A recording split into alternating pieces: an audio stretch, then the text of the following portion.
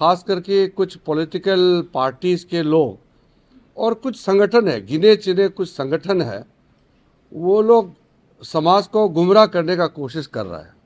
मैं बहुत साफ साफ तौर पर कहना चाहता हूँ कि झूठ ना बोले और वक्फ बिल में जो प्रावधान है उसको अच्छी तरह से पढ़ के फिर उसके बाद में तर्क रख करके अपना बात को बोलने से अच्छा है। हिंदुस्तान एक लोकतांत्रिक देश है। डेमोक्रेसी में अपना अपना बात करने का, अपना तर्क रखने का पूरा आज़ादी है, लेकिन झूठ बोल करके समाज को गुमराह करने का प्रयास नहीं होना चाहिए। हमारे जो बजट सत्र चल रहा है, वक्फ अमेंडमेंट बिल को लाने का प्रक्रिया जो शुरू हुआ है, हमने तैयारी पूरा कर लिया है। कब लाएंगे वो आप लोगों को बता देंगे, हम कल ही आप लोगों को बताएंगे। लेकिन वक्फ बिल आने से पहले समाज में तनाव पैदा करने के लिए कुछ संगठन जो प्रयास कर रहा है, हमारा नज़र में आ रहे हैं। 2-3 दिनों से मैं देख रहा हूँ कि रमज़ान के समय और आज ईद के समय में भी हाथों में काला पट्टी बांध करके आने का आह्वान करना और सड़कों पे उतरने के लिए उकसाना, ये हमारा देश के लिए ठीक नहीं है। हमने शुरू से बताया कि वक्फ बिल में जो ज़रूरत चीज़ है, जो लोगों का भला के लिए, गरीब मुसलमानों के लिए, महिलाओं के लिए और पिछड़े वर्ग जो है मुसलमानों में, उनके लिए और सब के लिए वक्फ अमेंडमेंट बिल का प्रावधान किया जा रहा है। लोग कहते हैं कि कुछ लोग मुसलमानों का मस्जिदें, कब्रिस्तान और मुसलमानों का ज़मीन जायदाद छीन लिया जाएगा, ऐसा क्यों बोलते हैं? मुझे समझ में नहीं आ रहा है कि वक्फ कानून आज़ादी से पहले भी था हिंदुस्तान में, आज़ादी के बाद में भी ये कानून मौजूद है। 1913 में, 1923, 1931, फिर आज़ादी के बाद 1954, फिर 4 बार संशोधन, फिर 1995, फिर 2013 में वक्फ कानून के ऊपर में लगातार बदलाव भी किया गया है और वो कानून चलते रहा। तो वक्फ कानून इतने सालों से चल रहा है और इसको गैर संवैधानिक बताना, अनकॉन्स्टिट्यूशनल, अनलॉफुल बताना, इससे बड़ा झूठ क्या हो सकता है? और ये देश संविधान से चलता है, कानून से चलता है, किसी का जमीन कैसे छीन सकता है? इस तरह का झूठे बातें करके लोगों को बरगलाने का काम करना, ये तो ठीक नहीं है। ये कौन लोग हैं जो झूठ बात बोल करके आम लोगों को गुमराह करने का जो प्रयास कर रहे हैं? वो कौन लोग हैं? मैं आप लोग से भी अनुरोध करता हूं, आप चेहरा पहचानिए। ये कौन कौन से राजनीतिक पार्टी के नेता और कौन लोग हैं समाज में जो खुले आम पर झूठ बोल करके लोगों को बरगलाने का प्रयास करना, ये कहाँ का तरीका है? हमारा हिंदुस्तान जैसे आज़ादी कहाँ मिलेगा? जो चाहे बोल सकते हैं। संसद के अंदर में जो मेंबर है वो बोल सकते हैं, संसद के बाहर आम लोगों का भी बोलने का पूरा आज़ादी है। तो अपने ही देश में अपना देश का बदनाम करना, ये कितना गलत बात है। इसलिए जब वो वक्फ अमेंडमेंट बिल लाएंगे, भरपूर चर्चा होना चाहिए। इसलिए तो जेपीसी बना करके इस बिल को रेफर किया गया है। आज तक हिंदुस्तान के इतिहास में इतना व्यापक चर्चा किसी बिल के ऊपर में नहीं हुआ है। आज तक का इतिहास में जितना जॉइंट पार्लियामेंट्री कमेटी बनी है, किसी भी सब्जेक्ट पर इतना बारीकी से व्यापक चर्चा नहीं हुई। 97 लाख से भी ज़्यादा मेमोरेंडम्स, रिक्वेस्ट, सजेशंस रिसीव किया है। तो इससे ज़्यादा वाइडर कंसल्टेशन और क्या हो सकता है? और तब जा करके वक्फ अमेंडमेंट बिल को फिर से हम पार्लियामेंट में लेके आ रहे हैं। तो इसमें पूरा तरीके से रूल के मुताबिक प्रोसीड्योर को मेंटेन करते हुए संवैधानिक प्रक्रिया है, हम पूरा मेंटेन कर रहे हैं। तो जिसको जिस पार्टी का भी मत रखना है, पार्लियामेंट में रखिए। हम 2 घंटे, 3 घंटे, 4, 5, 6, 7, 8 घंटे, देर रात तक अगर चर्चा करना है, हम चर्चा करने के लिए तैयार हैं। हमने अपने तरीके में पार्लियामेंट्री मिनिस्टर की ओर से भी मैं कह रहा हूं कि हमारे पार्लियामेंट के फोरम में, पार्लियामेंट के फ्लोर में नियम के तहत जो जितना बोल सकता है बोलने का पूरा आज़ादी है। इसलिए मैं अनुरोध करना चाहता हूं, बाहर से हमने पूरा व्यूज़ ले लिया है, मेमोरेंडम्स, रिप्रेजेंटेशंस पूरा कलेक्ट कर लिया है। अब जब बिल पार्लियामेंट के अंदर चर्चा होगी तो पूरा इसको बारीकी से चर्चा होना चाहिए। एक एक प्रावधान, एक एक सेक्शन और उसमें जो क्लोज है, हम क्या क्या चेंजेस ला रहे हैं और क्या क्या पुराने को रख रहे हैं, इसका बारीकी से चर्चा होना चाहिए और एक एक पॉइंट का हम जवाब देंगे। लेकिन चर्चा तो होना चाहिए, हंगामा से कुछ नहीं होता है। इसलिए मुझे ये पिछले 2-3 दिनों में जो देखने को मिला, इससे बिल्कुल अच्छा नहीं लगा। पूरा झूठ बात फैला करके कई कई जगह में लाउड स्पीकर लगा के पूरा ब्रॉडकास्ट कर रहे हैं कि मुसलमानों का ज़मीन छीनने जा रहा है, मस्जिद छीनने जा रहा है, कब्रिस्तान छीनने जा रहा है। ऐसे क्यों झूठ बोलते हैं? वो जो बोलने वाला लोगों का चेहरा भी पहचानी है, क्योंकि CAA जब लाया था तब भी यही झूठे बातें इन्होंने किया था कि CAA लाएंगे तो मुसलमानों का अधिकार छिन जाएंगे, नागरिकता छिन जाएंगे, मुसलमानों को देश से बाहर कर देंगे, ऐसा बोला है। अब CAA कानून लग गया, साल भर हो गया, किसी एक मुसलमान का कोई अधिकार छीन लिया गया है? किसी का नागरिकता छीना है क्या?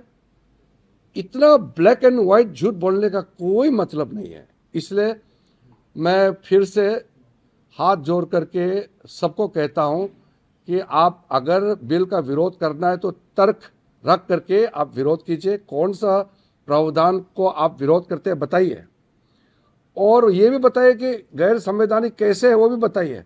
ऐसे झूठ बात फैलाने से तो होगा नहीं।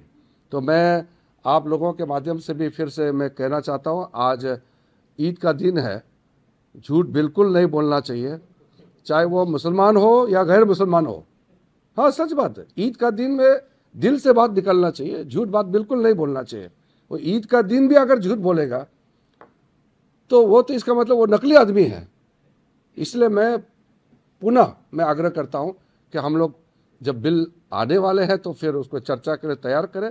बिल्कुल बहस होना चाहिए, पार्लियामेंट्री डेमोक्रेसी है, खुल करके बहुत बारीकी से बहस होना चाहिए। डिबेट एंड डिस्कशन, ये सबसे बड़ा हमारा ताकत है भारत का। इंग्लिश में बोल दीजिए। My special appeal to everybody is, when we are preparing to bring Waqf Amendment Bill in the Parliament, we must participate in the debate and discussion on the floor of the House. Outside the Parliament, a record numbers of deliberations, consultations have taken place. JPC has gone on record to have the widest ever consultation process and highest ever representations being received in the history of democratic India. No other committee has gone so deep. So government has, with a very open heart, referred the Waqf Amendment Bill to the Joint Parliamentary Committee, and the Joint Parliamentary Committee had deliberated in detail and also given opportunity to everyone. Now, when the bill is ready, I want to request all the political parties to participate and make your point on the floor of the Parliament. Please don't mislead. In the past few days, I have received very disturbing news of misleading and spreading lies. Some of the specific thing I want to tell, that some people are saying that this Waqf Amendment Bill is unconstitutional. This Waqf rule, these Waqf provisions, these were in existence before independence. We had pre-independent laws, 1913 Mussalman Act, and 1923, 1931, 1954 after independence, 4 major amendments, 1995 Waqf Amendment Bill was passed. All these provisions are in existence in the past.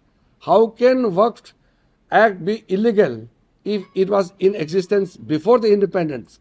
So please don't mislead.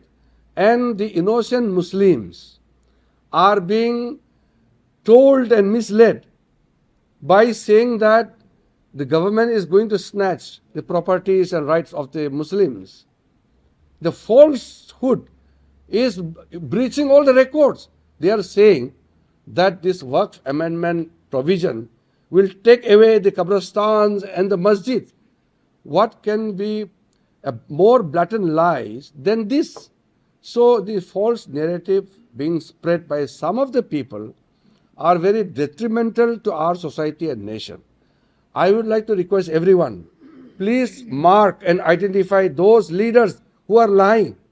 These same people had misled the nation during CAA.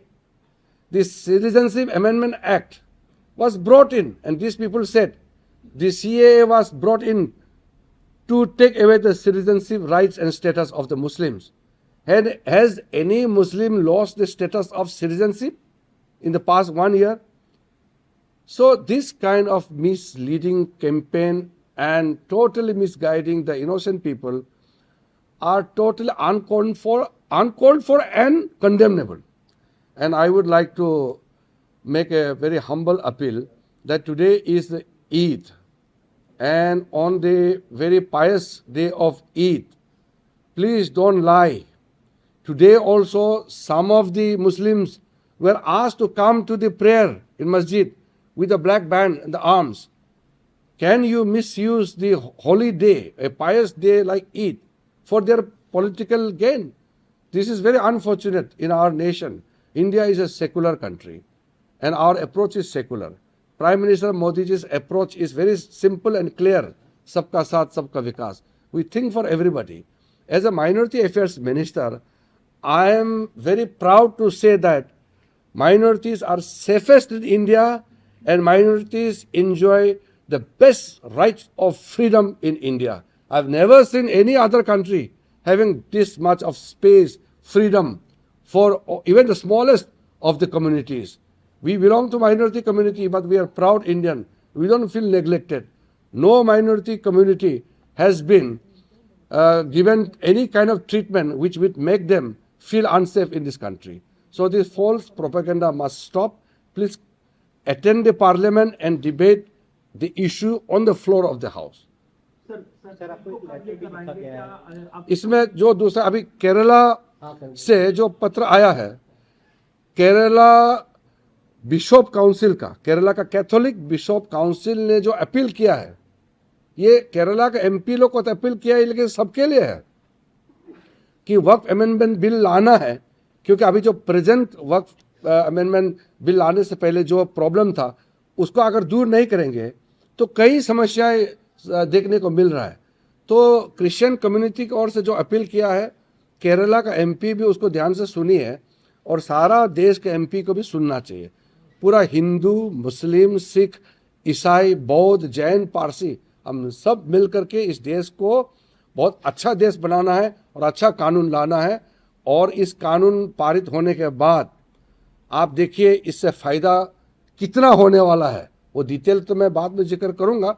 आज तो मैं सिर्फ ये appeal करता हूं कि वक्फ amendment bill जब parliament में आ रहे हैं तो उससे पहले ये जो अराजकता का माहौल फैलाने का कोशिश करना, झूठ बात बोलना, देश को बदनाम करना, ये ना करें और बिल का एक एक प्रावधान को सुन करके, पढ़ करके, देख करके अपना पॉइंट रखिए और संसद के अंदर में जोरदार बहस होना चाहिए।